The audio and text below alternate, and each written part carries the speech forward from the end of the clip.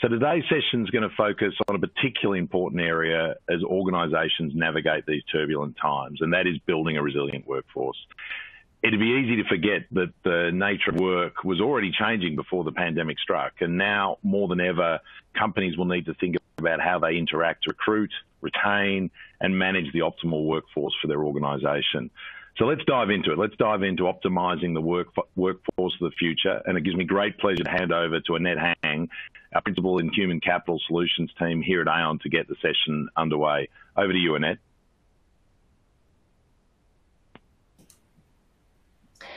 Good morning, everyone, and a very warm welcome to today's presentation on optimising the workforce of the future. My name is Annette Hang. I'm a principal with Aon's Human Capital Solutions practice, and I'll be your moderator today. Today, you'll be hearing from our thought leaders on a subject that is on every business leader's mind as we think about future-proofing our workforce strategies. In particular, how can we keep up with the pace of change that is accelerating? And how do we bring our people along to develop agility and resilience? I'm pleased to introduce our speakers who will help answer these questions for us today. We have Pete Bentley, Global Chief Commercial Officer and Future of Work Leader, Mario Machado, National Practice Leader for Workplace Health and Safety, and also Amanda Merced, Head of Wellbeing Solutions. Before we get started today, some quick housekeeping. Today's session is being recorded, and you have joined in listen-only mode to reduce background distraction. There's plenty of opportunity to have your say during this session. There's a live Q&A panel where you can submit questions for the speakers, and we encourage you to do so as we progress along, as time allows towards the back end of this session. We want to make sure we have as open a dialogue as possible during our Insight series, and that means we want under Chatham House rules. Essentially, that means everyone who takes part in the session is free to use information from the discussion, but the source of that information cannot be identified. And with that said, I'd like to invite Pete Bentley to discuss how we understand and navigate workforce change in a tangible way. Pete, we know that COVID-19 has been the catalyst to workforce change in the shortest amount of time in recent history. And as change is accelerating, workforces need to adapt and change. What are your thoughts on what approach leaders can take wherever they might be on the journey? Thank you, Annette. And from my perspective, I think over the course of the past 3 days, you will have seen lots of senior leaders talking about workforce change. And actually some of the things that they would have done from a benefit pre-COVID, when we look at the World Economic Forum as a good indicator of what CEOs talk about, there's always the typical buzzwords that get used around digital transformation. And I dare say that actually it's more about the CEOs are capable and happy to talk about it, but it's on others to actually execute it. When we do actually look at the talk track at the World Economic Forum, it's digital transformation, fourth industrial revolution, remote working, as I said, lots of buzzwords, and none of them are actually really new. So when you look at those topics over the past 5 years, they're really about change, sustainability, and risk. And I'd suggest they're actually all very highly correlated, which is, very clear in terms of when they come together in something like 2020. And even though it feels like common sense that a healthy workforce and an engaged workforce and a workforce that feels invested are all about driving productivity. Historically, we've sometimes found it hard to invest ourselves because we still live in a real world. We focus on return on investments. So when we actually want to spend money, we want to make sure we get a return on that money. And in some areas where it's somewhat more subjective, historically that's meant that we've not pushed change. We've not engaged in some of these agendas.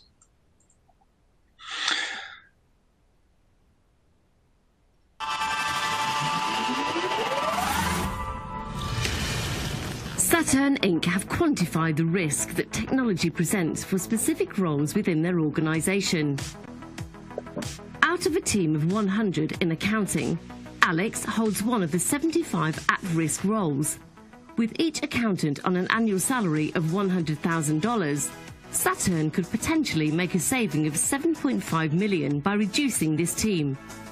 But recruiting 25 new data scientists and 25 cyber analysts at $200K each would cost $10 million. Aware that these new jobs have a higher market value, Saturn believe their existing accountants have similar skills and could potentially fill these future roles.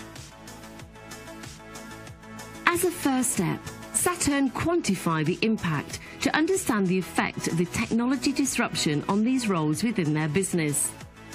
They understand that cost savings disappear with expensive new hires, especially considering the costs of hiring, redundancies, and the impact on staff morale. Next, Saturn Inc. plan for the change by gaining an understanding of the workforce's ability to change.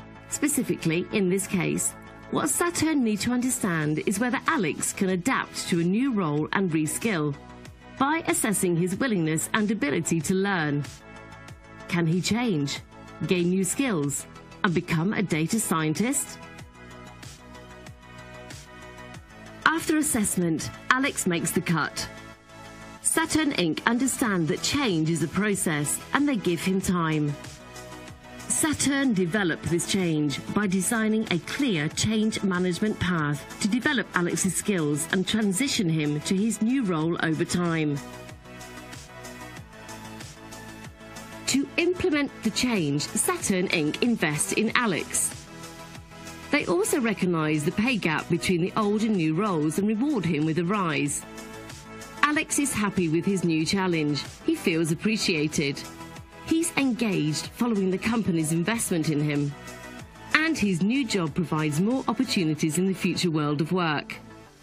By dealing with the challenges in an agile way, Saturn Inc. develop a future-proofed business, while Alex is motivated by his retraining and increased salary. Saturn's EVP is high, as are its prospects.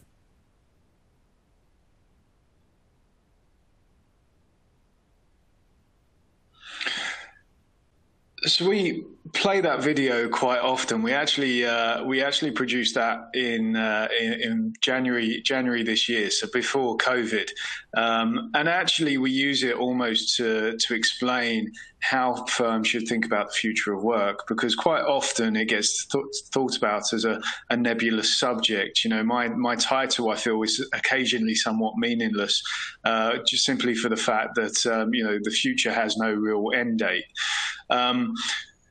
When we actually look at that use case, though, I'm going to spend the rest of the presentation really breaking down how to enable a workforce where really what you're trying to do is drive agility and resilience within the workforce, but at the same time balance that with people risk and think about how you invest and evaluate, optimize people spend.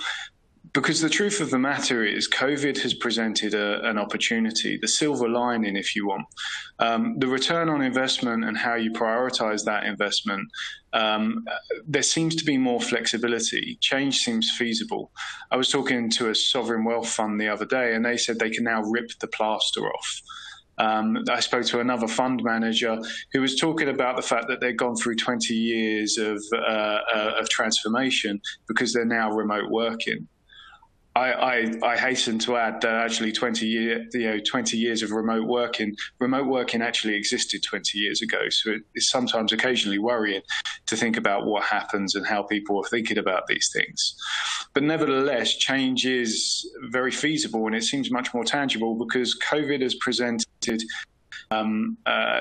change in a much more human aspect. You know, the risk is human, not company driven. In these instances. So that aspect there really means that we're in this world where there's flexibility, where potentially you can accelerate change. You could actually save money, and you might actually be able to do that in a way that empowers your workforce and builds employee value. I call it a unicorn event because, you know, frankly, saving money and building employee value don't normally get put in the same sentence. So really, just to break down, how do we think about driving change and making it tactical, make the future of work something that can actually be achieved rather than just discussed. So when I look at that, the steps are really, it's a big data exercise. I sometimes call it Moneyball, if you've seen that film or read the book, or fantasy football, or pick your sport, cricket, rugby. It's really about how do you get real and get practical. As I mentioned, my title, Future of Work, I feel is somewhat meaningless, because actually the problem with the future of work is it requires you to predict the future. And predicting the future is procrastination. It's not about autonomous cars or AI-driven chatbots.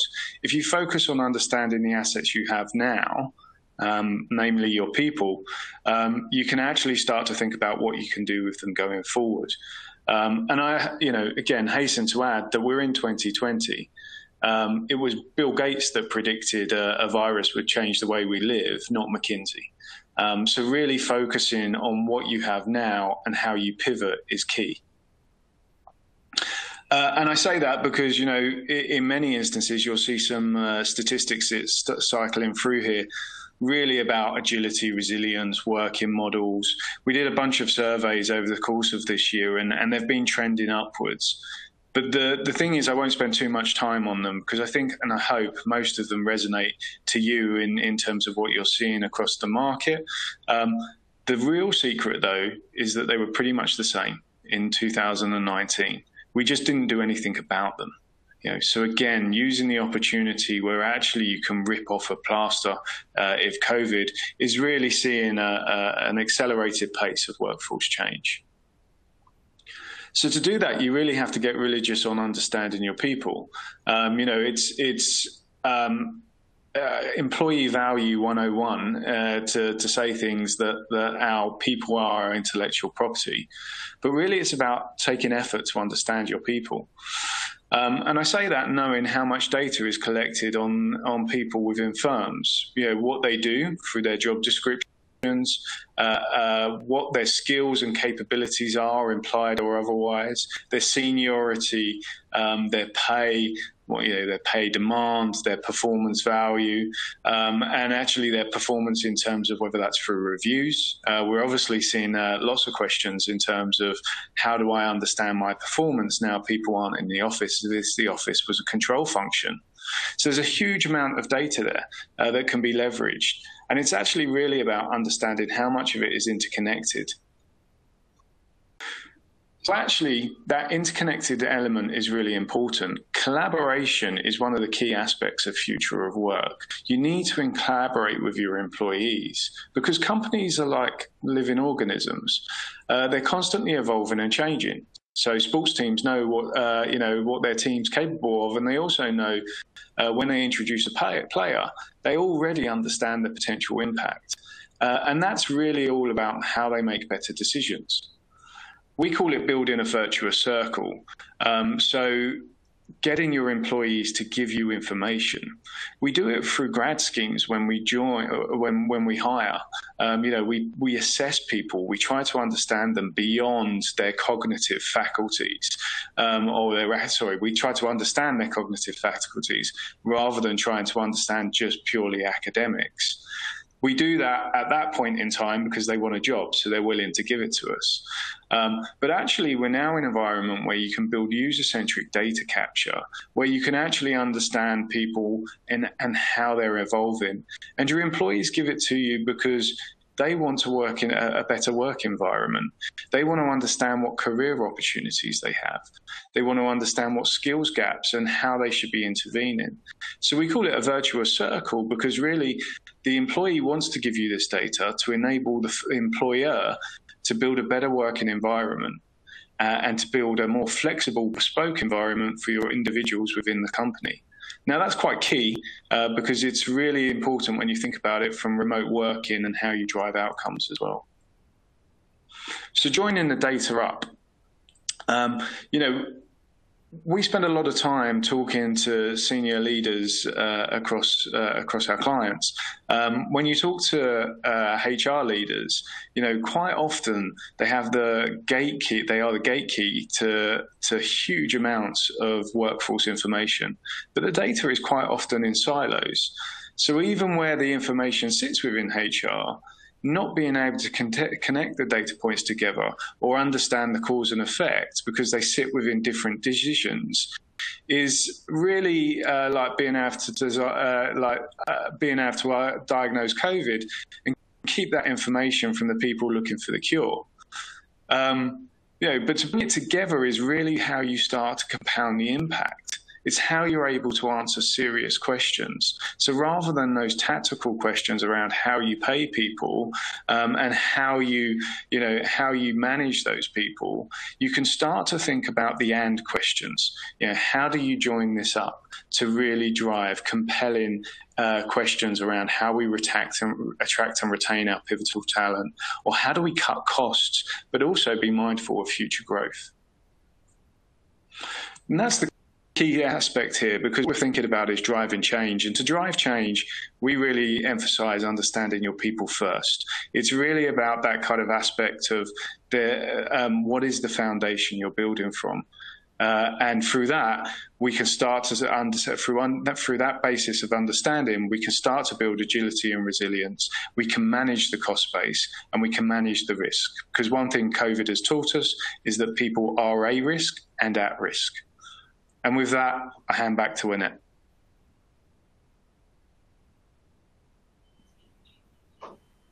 Thanks, Pete, for breaking down such a nebulous subject like future of work into practical and data-driven actions that can be taken today. I'm also interested in learning from you, from the work you have done with clients on workforce change. What observations have you made on who owns the agenda? It's a really good question, because I think transformation gets split over lots of different groups. Normally because the data's in different places, but also the complexity of how you execute. The truth of the matter is, and going back to the statement I made earlier on, one of the core things around the future of work is collaboration. So while there is often a transformation officer or a head of strategy or a head of HR, and we see those driving it, and obviously the CEO sponsoring is incredibly powerful, throughout the rest of this presentation, you'll see an interconnected process which actually will resonate with lots of different parts of the businesses, particularly someone like Mario, where he's talking about health and safety, and Amanda, where they're talking about wellness. Thanks, Pete. And I actually think that's a perfect segue, isn't it? And speaking of joining it up, I'd like to invite Mario now to provide us insights on employee health and safety as the workforce changes. And Mario, we've seen organisations prioritise employee health and safety as they first reacted to the outbreak of the pandemic. But as we focus on the longer term, beyond the recovery horizon, what are some of the other forces that will shape how leaders think about workforce safety?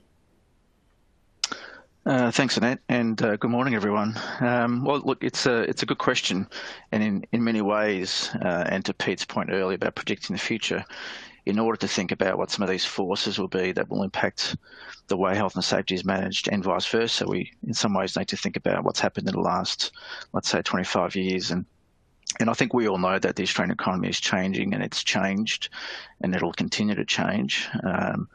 If we think about some of our key sectors, we know that manufacturing has significantly changed over the last 25 years, and other sectors like professional services has really expanded. So if we think about that with the lens of the future, then that'll give us some insight into how potentially we should be managing health and safety, and some of the key things we need to be thinking about. But if we think about some of these really key significant changes that have occurred over, let's say 25 years, between 1990 and 2014, the unskilled workforce declined from 53% to 34%, and then equally, the percentage of skilled workers increased from 47% to 66%. And in the last 25 years, professional occupations have increased by about 700,000. And then others, including health, because we know the health sector is growing.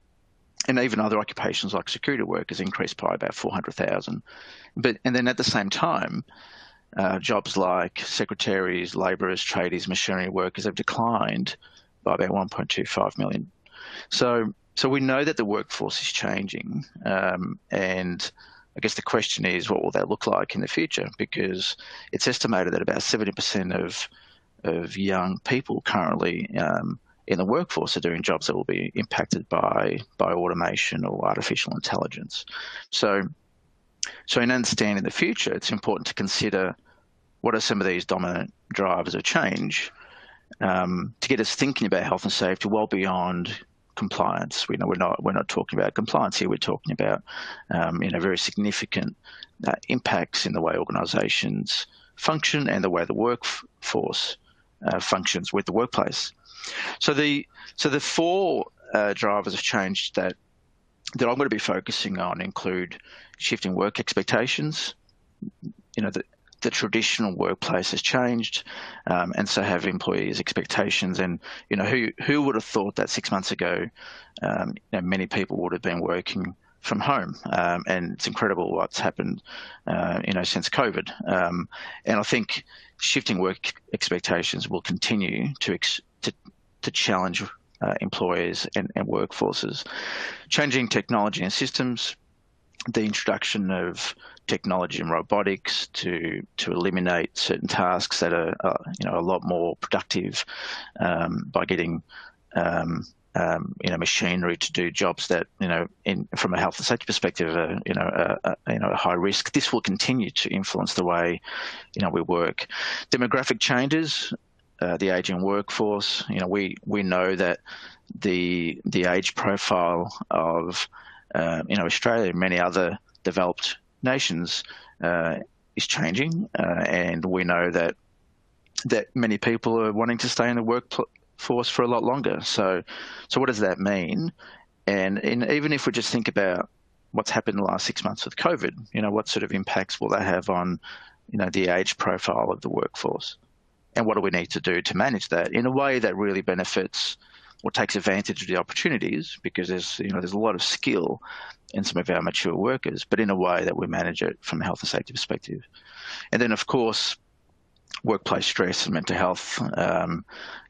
All of these changes into the way we work and interfacing with the workplace will create certain mental health risks that are beyond the traditional physical types of things that we think about when we think about health and safety.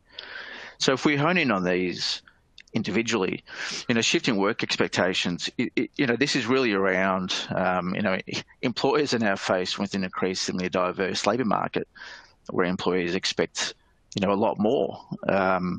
At last year's Insight series, I spoke about some of the risks of having a flexible sort of, work options available for employees. But I think we've really turned that on its head over the last 6 months, because we've all learnt that through COVID, we've all been able to, in many industries, introduce flexible work options to really get around this, this issue around the pandemic. So, and I think as the economy changes, employees are looking for things that are a little bit different. So employees need to be thinking about flexible work options, but also purpose-driven workplaces. People don't just want to go to work and do their 9 to 5. They actually want to work for organisations or to do a job that is purpose-driven. And corporate cultures that sponsor a culture of learning. And companies with poor safety records and cultures that don't necessarily support these things, so flexibility, organisations that have a clear purpose beyond making money. So, having an inspired shared vision, and a purpose that really ennobles possibilities is what what people are going to be looking for. And in particular in this market where people may not even want to just work full time. People are looking for contract roles, working part-time, casual, and, interfacing with the workplace a lot differently. So these shifting work expectations, if we think about what's happened in the last 25 years, based on that data that I just showed you, what will it look like 25 years from now? And I really do think that what we've seen over the last 6 months, that will just continue to accelerate over the coming, couple of decades. If we think about changing technology, I think, immediately we think about, how can automation and machinery perform lower value manual tasks, routine tasks, and really this is really relevant for sectors such as manufacturing and other sectors where there's, where the only way these companies are going to be able to survive in a global economy is by being more efficient. So emerging technologies will continue to change our workplaces, and it's not just machinery and robotics, but it's also artificial intelligence. So there's all sorts of benefits to this. It's predicted that physical injuries, in particular those related to musculoskeletal injuries, manual handling and the like, will drop by about 11%, just purely through the introduction of robotics and artificial intelligence, and that's not necessarily a bad thing. That's a good thing, but we also need to ensure that we manage those risks. Robotics and automation may reduce the interface between the employee and the machinery during normal tasks, but there's all sorts of other issues that we need to be thinking about from a risk management perspective. And then, of course, and I don't know about you, but certainly another thing that's happened over the last 6 months is the rise in screen time and sedentary behaviour is likely to be on the increase. So as the amount of physical work decreases in workplaces, where potentially and workers are going to be doing a lot less physical stuff, and considering that it's estimated that two-thirds of adults are already overweight, there's a real risk that if we don't manage things around wellness and well-being, that chronic illness will become the next big thing that we really need to be thinking about in workplaces. And in fact, that's what we really need to be thinking about now, well before we get there.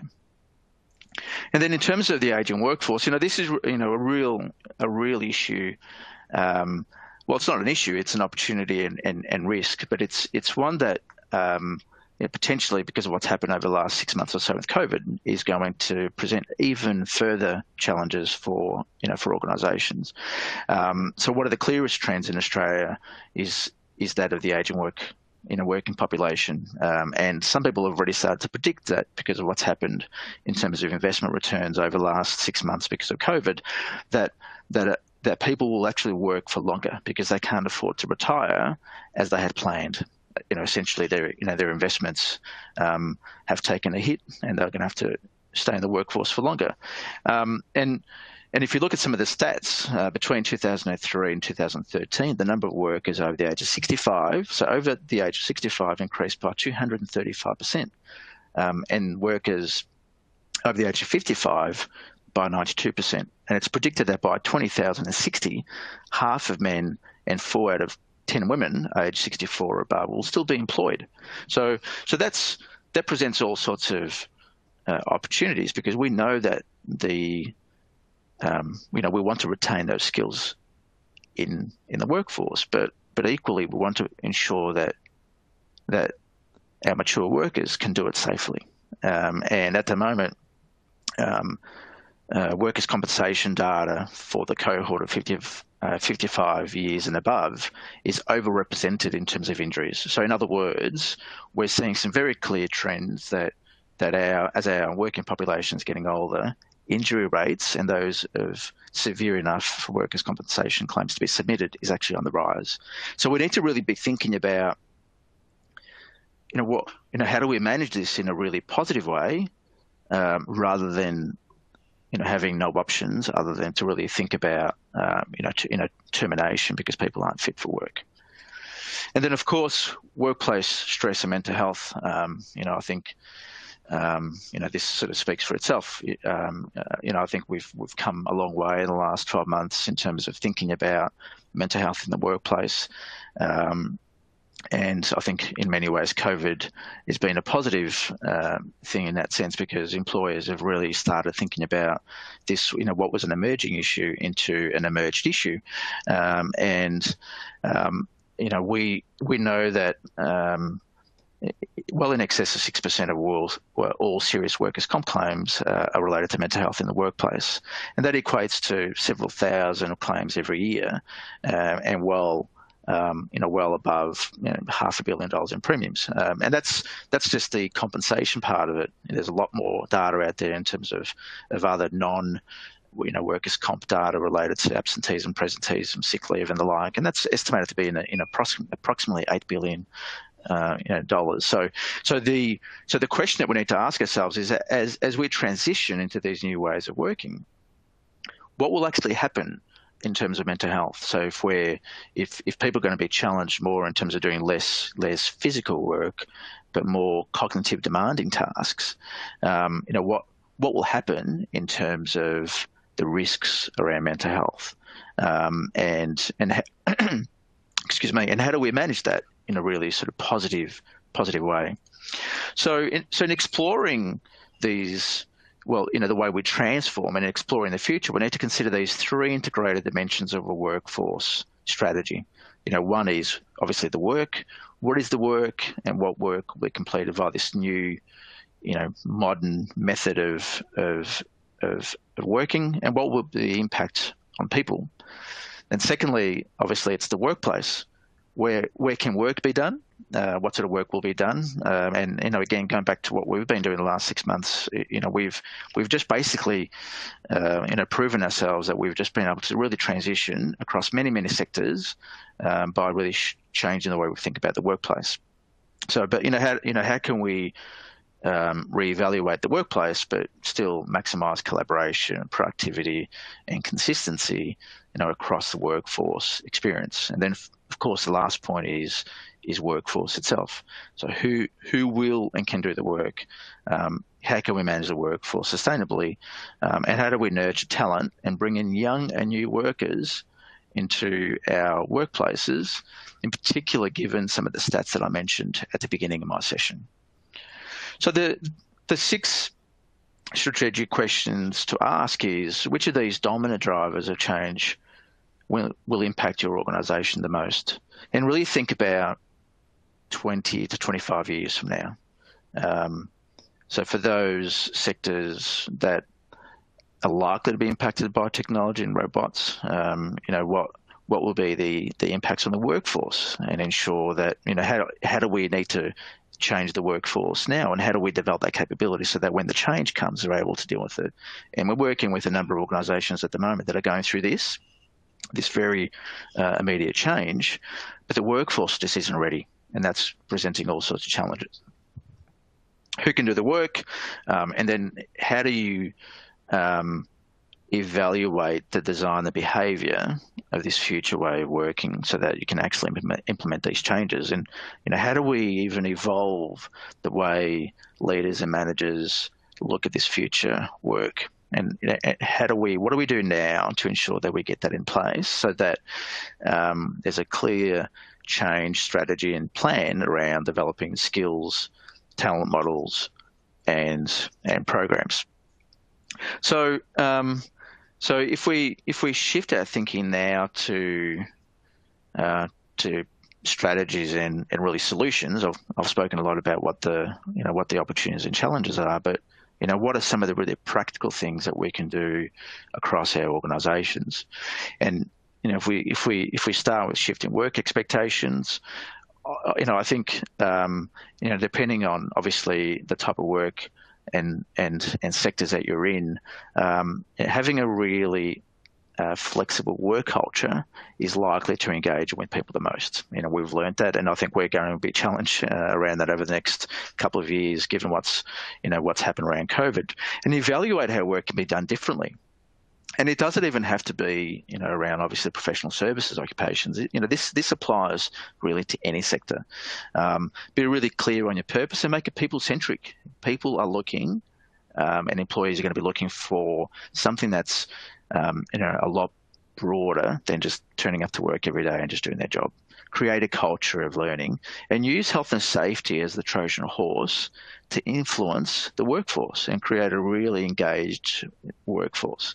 And the research is very clear on this. Those organisations that create good safety cultures ultimately actually get a lot more in terms of engagement, productivity and the like.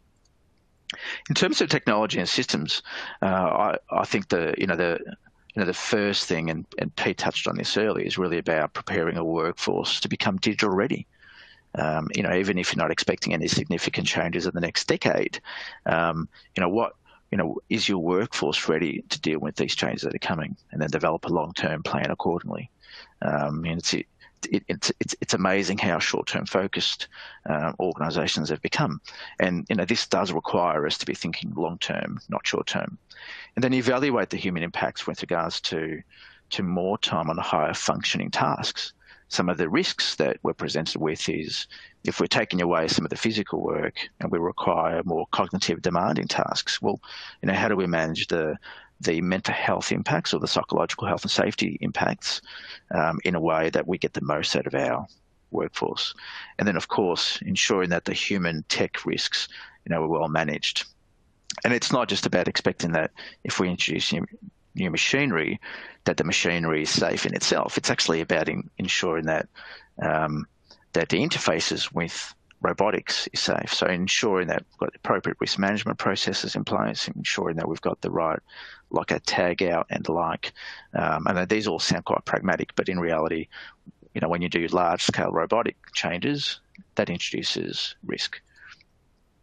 And from a demographic change perspective, and in particular from an ageing workforce perspective, the first thing is really to evaluate what you've got currently. So what's your workforce? What's the age profile?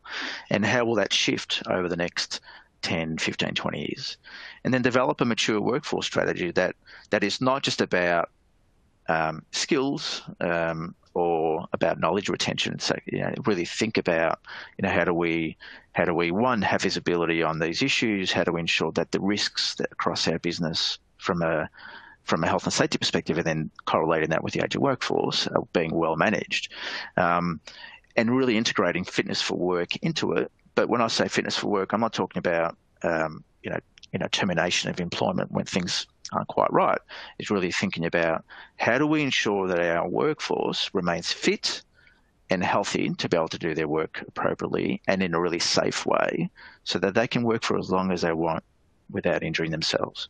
And so really building wellness and wellbeing into organisations that expands well beyond flu injections in winter and the fruit bowl in the kitchen or in out on the workforce. So we really need to think around physical capability and really creating a people-centric risk management culture that really looks at, okay, this is our workforce now, and if they're going to be doing this sort of work in 10 years from now, we're going to have to do something quite different, and really being creative around that.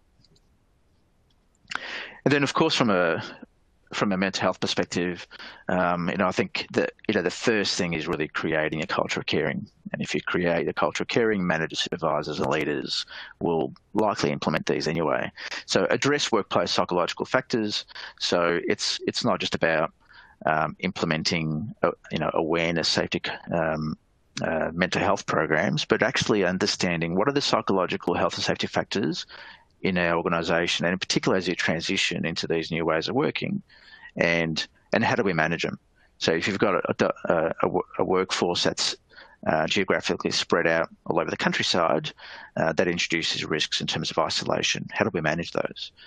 And develop manager leader capability, and then focus on scalable solutions that touch everyone, not just a handful of people that go through a training course. And really, the next phase in mental health solutions is really around developing resilience. How do we develop resilience across individuals and groups of people so that they can cope with the change that will inevitably come because we've already seen what's happened in the last 25 years, and the next 25 years will introduce even more. So take advantage of the opportunities the workforce of the future presents. Obviously risks, but very significant opportunities. And it's really about embracing these and being strategic in time to manage these things appropriately. Thank you, Annette. Thanks, Mario, for those insights and certainly some eye-opening statistics. I'm particularly interested in the ageing workforce trend. What are some of the issues you're already seeing with clients from an ageing workforce perspective? And how has Aon assisted organisations manage these risks? Well, the things that we're seeing around the ageing workforce sort of vary across various sectors. If we think about, let's say manufacturing, mining, professional services, and health, they're all at various stages of maturity. So, we've seen some mining clients in towns where the entire town actually works in the mine. They have no strategy in place. So we're actually seeing, unfortunately, one of the things that I've seen a lot across most organisations from an ageing workforce perspective in health and safety is really a lack of a strategy. Until they get to a point where there's no other option other than to terminate people because they actually can't do the work safely. And I think that would apply equally to manufacturing and in many ways the health sector hasn't even got to that point. They're really starting to think about how do we retain the skills. So the type of work that we're doing with organisations is really about strategically understanding what are the key issues in the way that manages the wellness of people, so really promoting wellness in a really positive way, but in a concrete way, understanding what these risks are, and then developing strategies that not only look to retain people for as long as we can, but doing it in a really safe way, in a really individual way. That's really where we sort of need to get to over the next 5, 10, 15 years. That's great. Thank you, Mario. And speaking of a strategy on wellness, I'd like to, at this point, invite Amanda to share insights on managing employee wellbeing. Amanda, we heard from Mario about using health and wellbeing as a Trojan horse, and then from Pete earlier on about quantifying the return on investment. So I'd love to hear your thoughts on how we join those dots. How can leaders start building a business case for employee wellbeing? Thanks so much, Annette, and pleasure to be with everyone this morning. So today we're going to walk through how firms are thinking about quantifying the return on investment in their people, and particularly around people's health and well-being. So we know the benefits of investing in people's health, widely acknowledged and appreciated at this stage, yet it's how we quantify these benefits that can be challenging. And it's really undeniable in the way in which we work has been accelerated because of COVID-19. And at the same time, traditional working models and the concept of productivity and performance have really been flipped on their head. So we're conscious in this work from home, flexible work arrangement environment. It's now more important than ever to build that employee-employer trust relationship.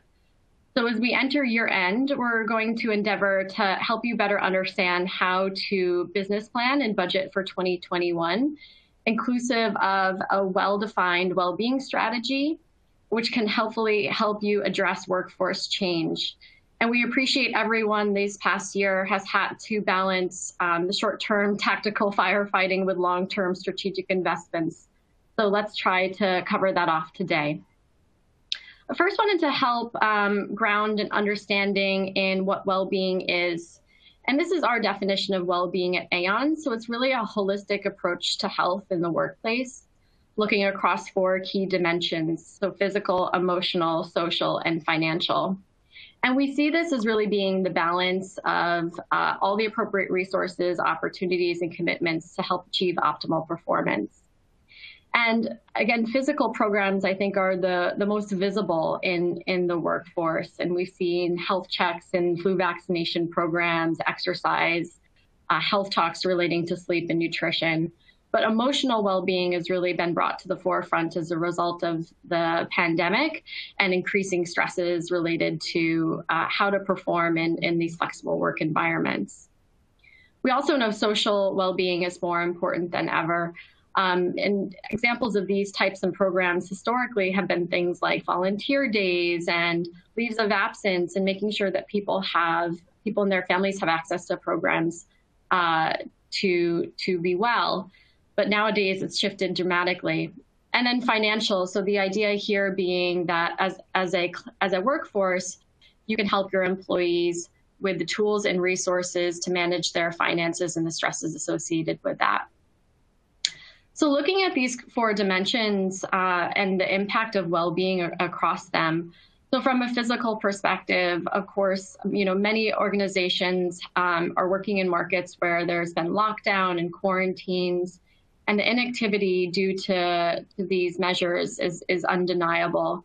So we've seen a lot of our clients today put innovative practices in place and try to provide their employees with the tools that they need to stay fit at home, and certainly also be conscious of tools and resources to test and diagnose for COVID-19. We'll talk a bit on emotional well-being more in a moment. We talked a bit about social, so the fact that from a perspective of being home and the work arrangement changing, that social connection could be lacking. So making sure as leaders within your organization that you're thinking of innovative ways to connect with your teams and allow them opportunities to do so and continue to provide that sense of meaning and purpose at work. And then from a financial perspective, and this cannot be understated, how much this has been impacted for people across the world, but certainly the economic impact to business, job, and financial security has been seen. So what we're seeing in terms of trends with emotional well-being, you heard a bit from Mario, but just to expand a bit.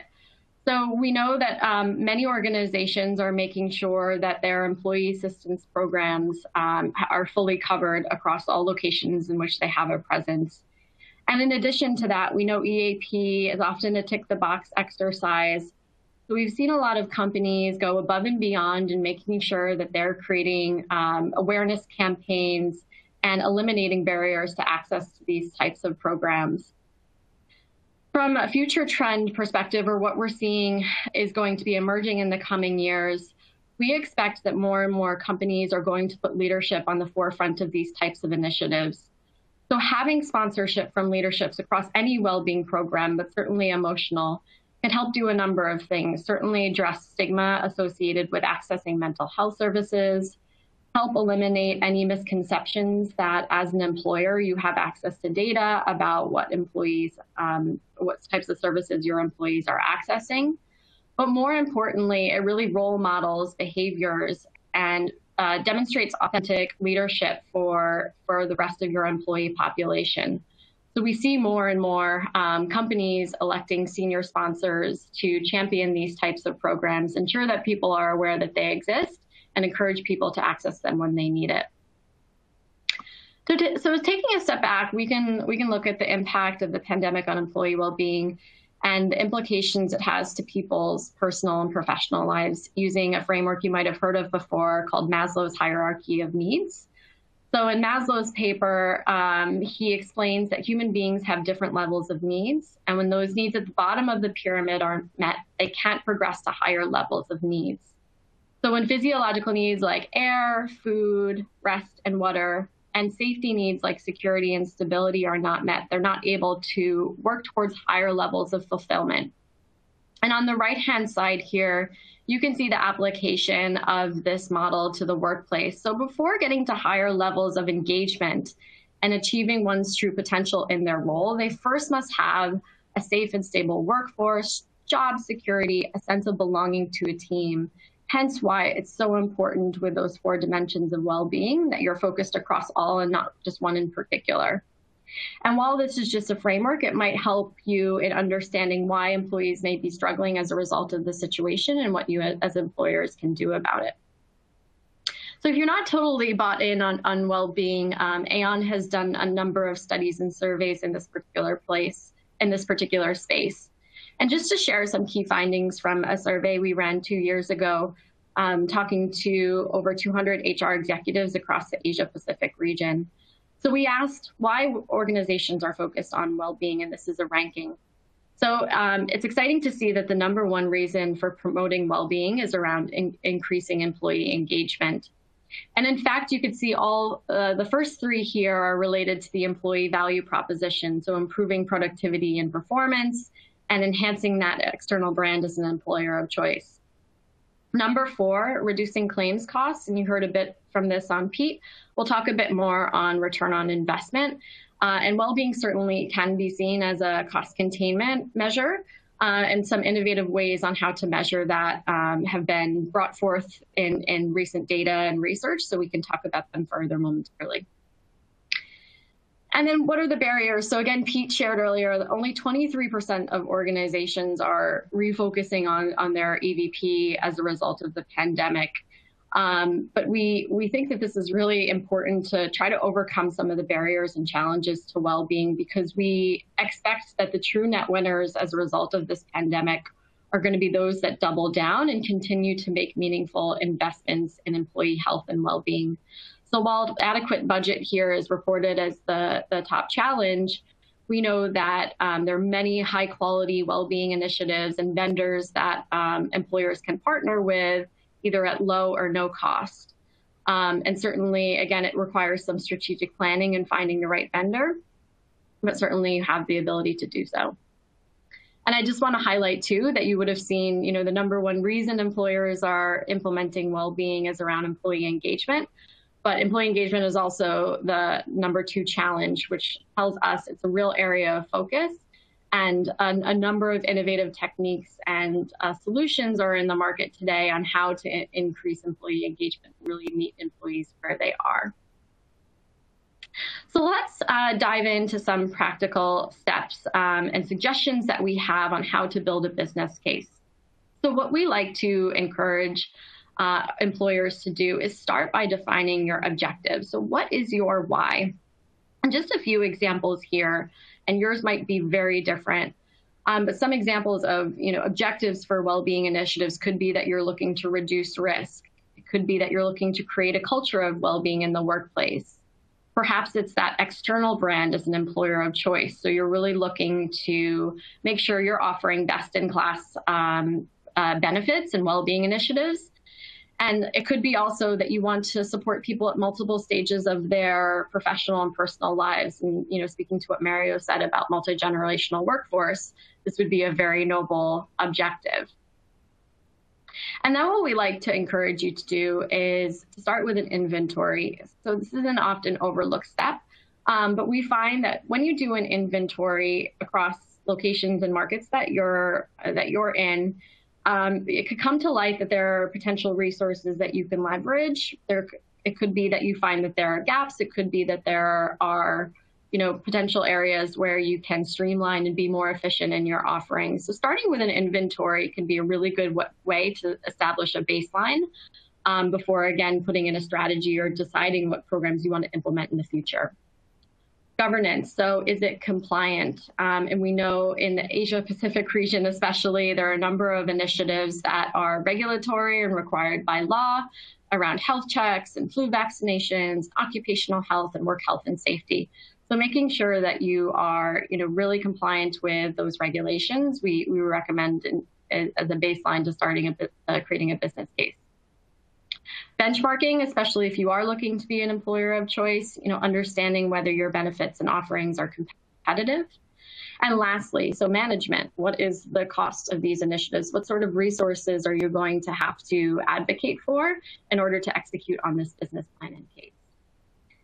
And so interesting findings, and certainly something that we see is employers start to think about business case is obviously thinking about that staffing, the budgeting, and where that budget actually goes. So a study from the Global Business Group on Health showed that this year, 61% of employers have more than one full-time employee dedicated to well-being, and obviously larger employees have a higher number dedicated to well-being. From a budgeting perspective, around 325 Australian dollars per employee dedicated to well-being initiatives and incentives in 2020. And we would imagine an increase in 2021. Of course, this pandemic has shown a light on the value of well-being and how these initiatives can really be seen as critical in terms of increasing and sustaining productivity and performance. So again, just to show you the spread of well-being staff based on organizational size. So again, obviously larger organizations will have slightly higher staff dedicated to well-being. And then in terms of the allocation of budget, so we see a large number of dollars going to program administration and incentives. But again, making sure that you have the staffing structure in place to execute on these initiatives, as well as communications, which can't undermine the importance of comms around anything related to the employee value proposition, but certainly well-being. We hear time and time again when we survey employees at employers that we work with that they don't know that these programs exist. So you could have the best-in-class programs, world leading, but if your employees don't know about it, it's all for naught. So making sure that your comm strategy aligns with your overall business case and well-being objectives. So there really has been a shift in thinking around from purely ROI or return on investment to what we're calling value on investment or VOI. So ROI has largely been a measure of medical cost avoidance. And in doing so, it can be quite restrictive in what it can measure.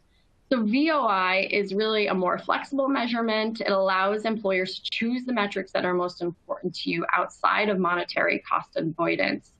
And it can really include a nearly infinite number of metrics. And it really if it's accurately measured and tracked, it could be used to successfully evaluate well-being initiatives. And what if you could measure all of these things, from physical activity, how people are feeling, whether they're engaged in their role. These are just some of the examples that we're seeing employers focus more and more on instead of ROI. And certainly tools in mobile technology or mHealth are being used in this particular way. So the idea with some of these apps and consumer products in the market today are that they allow you to reach employees where they are. They really provide a personalized approach to health and well-being. And as employers, then you can have access to some of the anonymized aggregate results which can better help you inform future interventions in the workplace. So I'll leave you with, again, some of the foundations for building the business case. Start by really understanding the market and what you want your position to be within that particular space. Again, whether it's market leading, middle of the pack, really getting to understand and agree with senior leaders and stakeholders on where you want to be and making sure that you have the right team in place.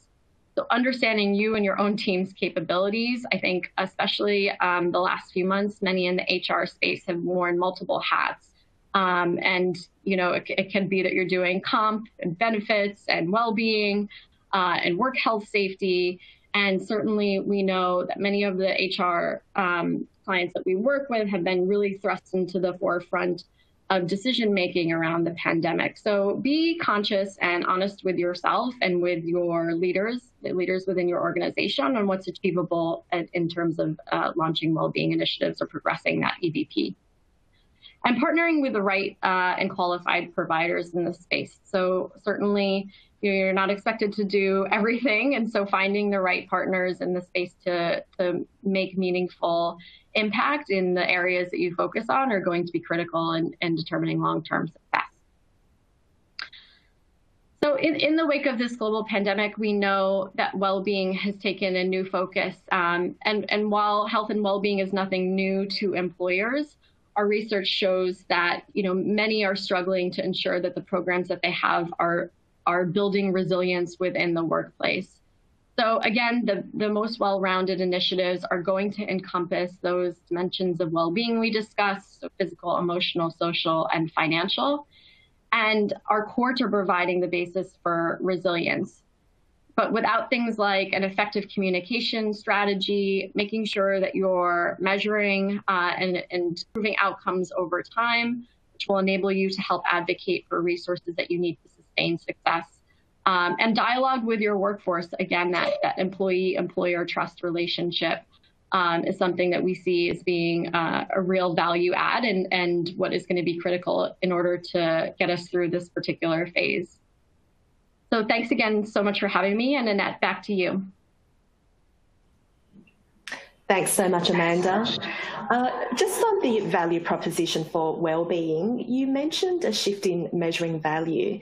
And for those of us who are less familiar with value on investment, could you share with us some key metrics that organisations can start to consider to measure value and telling their story?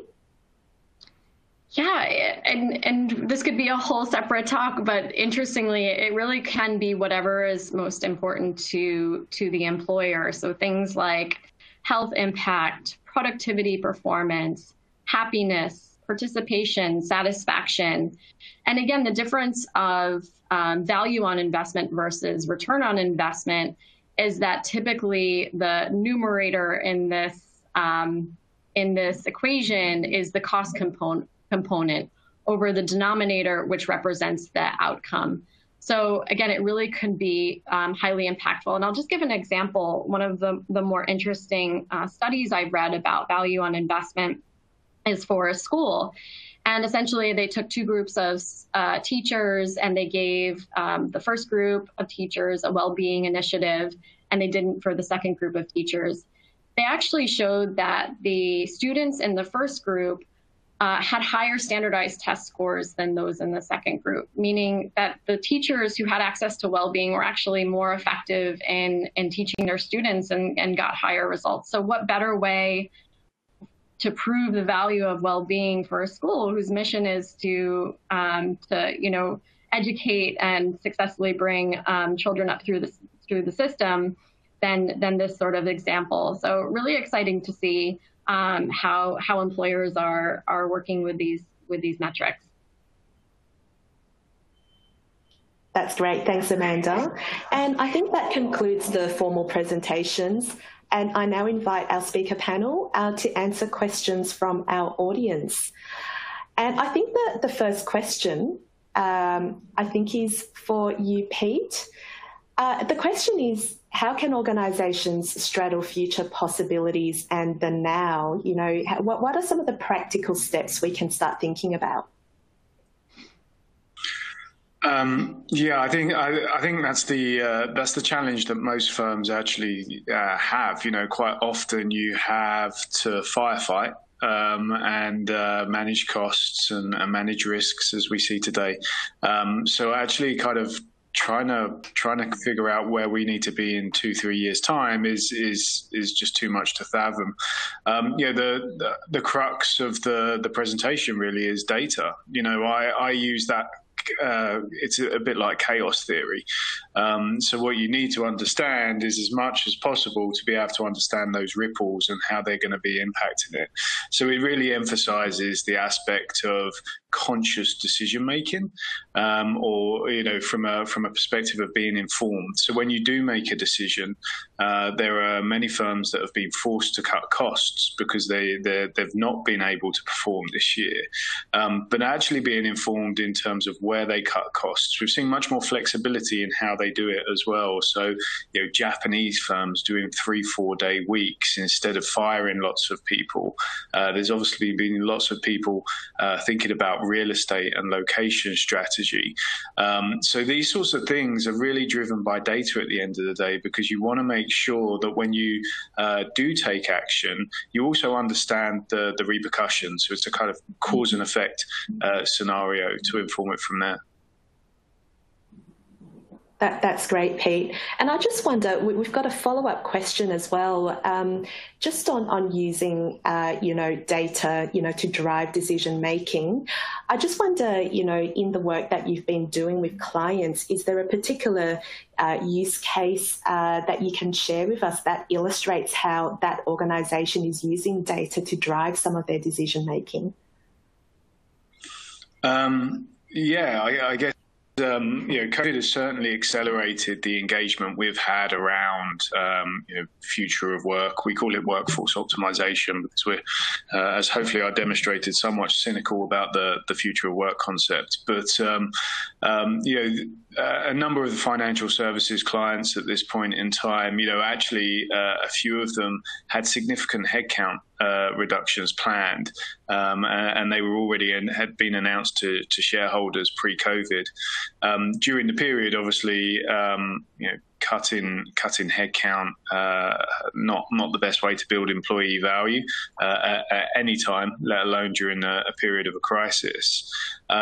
What they've actually done is start to go, okay, we don't need to be binary about this. It's not a case of just we need to get 35,000, 18,000, 20,000. The numbers are massive, and historically these firms have been pretty aggressive in just terms of cutting and then coming back or rebuilding back up.